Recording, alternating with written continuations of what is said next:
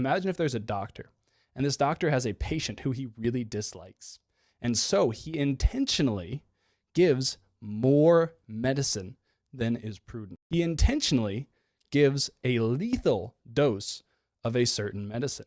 And let's say he injects it into the... Now, let's say that this doctor was unaware of some circumstance and the patient had a extreme case where they actually needed the extra medicine that would have killed someone else is the thing that saves their life. Afterwards, the person is saved and they're alive because of the extra medicine that the doctor administered. Does that doctor deserve to be praised as a genius, as a savior, as some sort of medical savant?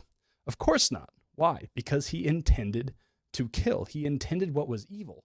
Therefore, even though something good came out of his actions, he deserves no praise. Why does Mary get to be called the cause of our salvation? It's because Mary and Joseph intend to cooperate with God's will. They're intending to accomplish God's will, and they work with God to bring that about. They will what God wills, and by willing what he wills, they bring about his design. If Joseph, hypothetically, had rejected the grace that God offered him to save Mary and to save Jesus, perhaps God would have sent somebody else to save Mary and Jesus. Perhaps, but it didn't actually happen that way.